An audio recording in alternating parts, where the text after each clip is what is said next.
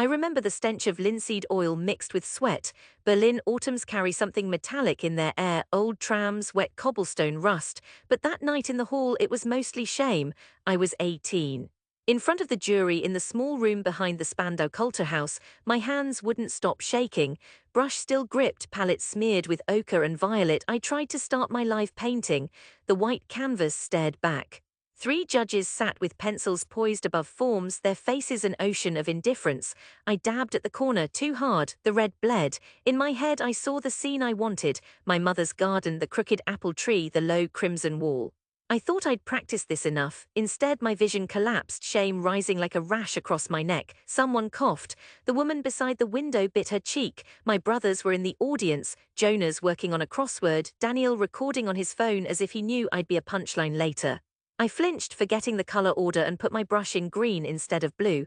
The leaf turned sickly mud, my fingers slipped, palette tumbled clattering to the floor.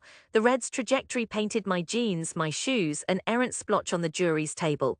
They didn't frown, worse, they looked bored. Behind me I heard a giggle, probably from one of my classmates with more accepted talents, a pianist, a cellist, real artists.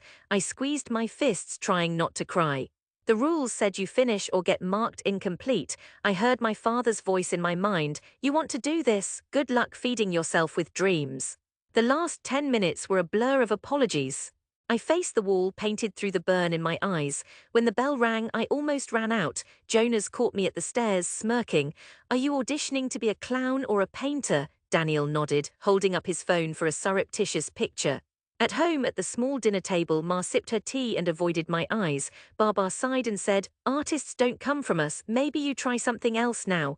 The heaviness fell, the sort that clings for weeks. Every morning I watched the workers on our street in Moabit repair tram tracks.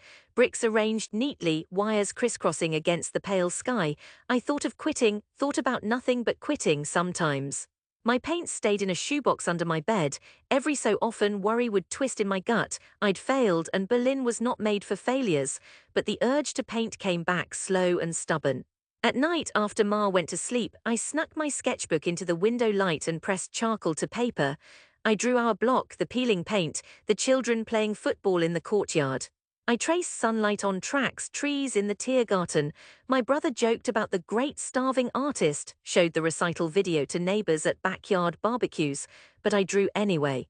I sold sketches at Mauerpark on Sundays, anonymous hands trading coins for notebook pages smudged with city grime. My father stopped speaking about my future. When family gathered for birthdays, the topic of my career became a joke, my cousins rolling their eyes or asking, how's life as Picasso, sold anything yet? I nodded along, cheeks hot, pretended it didn't matter. Loneliness set like mortar. I hid in libraries or on U-Bahn benches watching strangers. The world moved fast and careless.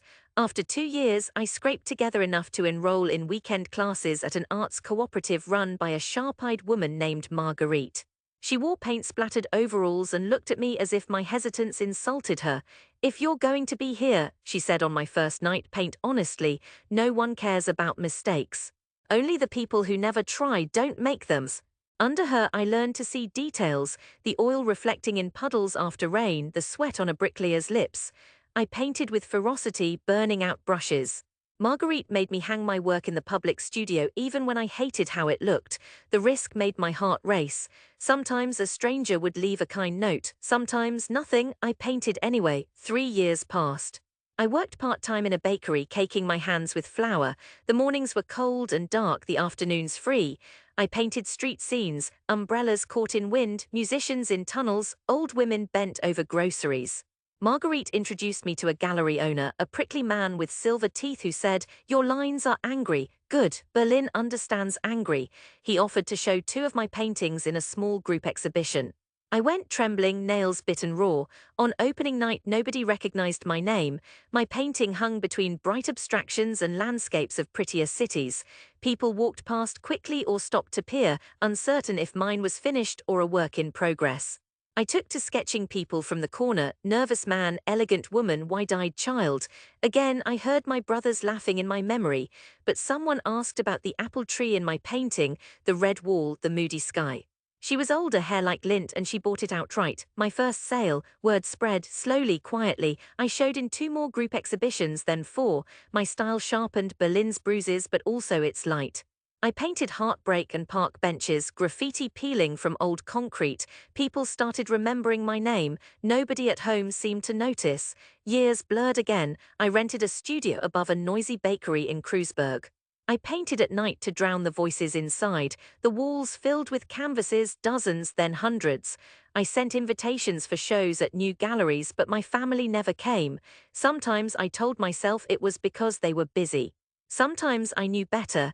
Then, 4 years after that humiliating recital, I was invited to exhibit solo at a gallery on Auguststrasse. It was small, but it was mine.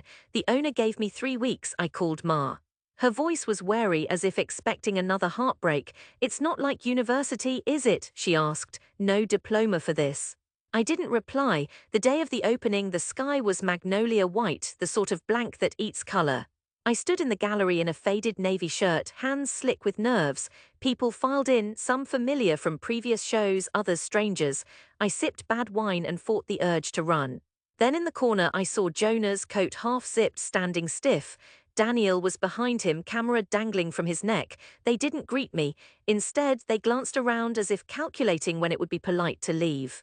Other guests asked me about my technique, my Berlin, why I painted lonely tram stops and broken brick. My answers came clumsy, half honest.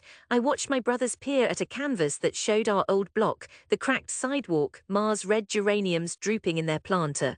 Daniel took a photograph, then looked away quickly. A month later, I got an invitation from an insurer's foundation, one of those cold cubes in MIT that likes to sponsor young artists to soften their public image. They offered to buy a piece for their collection. I signed the contract with trembling hands. The check was for more than I'd earned in a year. Giddy, I wired the rent, bought Ma a new kettle, dropped a white envelope in her postbox anonymously. I read about myself in an arts blog. Someone called my paintings a ferocious love letter to Berlin's bruises. For a week, I didn't sleep. For the first time, I didn't care if my brothers told the neighborhood I was crazy. In fact, I wished they would. One sticky summer, almost a decade after that recital meltdown, I was invited to show at the new National Gallery. Not a solo exhibit, one wall among many artists. But it felt like climbing the Fernsehturm and shouting into every window below. I phoned Ma and explained as simply as I could. She said, "I'll try to come if your barbar is well enough." The opening night was humid. The sunlight scattered off glass, puddles, suit jackets and program guides. I wore my only crisp shirt. The gallery's new wing glowed gold in the dusk as crowds shuffled through. I walked the long corridor searching for my painting. It was the one I'd kept for myself, the apple tree, the old red wall, the sky heavy with Berliner grey. My heart thudded. Beneath the title card, they'd printed my name spelled right. I ran my hand across the cool white wall, breathless. That night my family came. Baba walked slowly, cane tapping out old griefs. Ma wore a pressed dress, sadness hidden under foundation. Jonas arrived late, tie askew with his wife trailing. Daniel filmed everything, camera prominent like a shield. I watched them move through the gallery, their faces cautious, eyes avoiding mine. They reached my painting. The wall light made the red wall richer, the trees' crooked branches flicker. A small crowd had formed, gallery staff, critics, strangers with catalogues. I stood to one side, hands behind my back. I watched Ma's eyes move over the paint, her lips parted, fingers trembling. Baba frowned, then squinted closer as if searching for the years he missed, the old courtyard now grown over. Jonas's wife whispered something, and Jonas shook his head, embarrassed. Then Daniel edged forward and, not caring who saw, began to cry, silent but ugly, nose red, tears shining in the gallery's white light hush. For the first time his camera stayed down. Someone behind me, a critic I think, pointed and said gently, "You can feel Berlin in that sky." Another asked, "Who's the painter?" The gallery rep replied with perfect pronunciation, "That's Lev Yaroslav. He grew up here. This is his first time on this wall." My mother looked at me. We hadn't touched in years.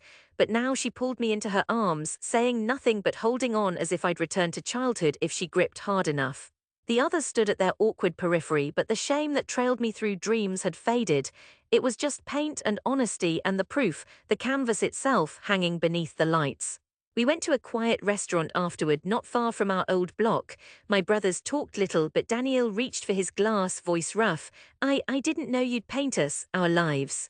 All that bruised beauty we only complained about, Jonas grinned, sheepish. I always said you'd make something of those broken sidewalks, he lied, but I let him lie, smiling back. Ma watched me eat, her joy subtle, a brief touch on my hand, a softening of her eyes. Baba told a story I'd never heard about his own father painting icons in the old country, never for money, only for dignity. All around the world was noisy, but at our table there was an unfamiliar quiet built of forgiveness. I still feel that first shame sometimes, it never quite leaves.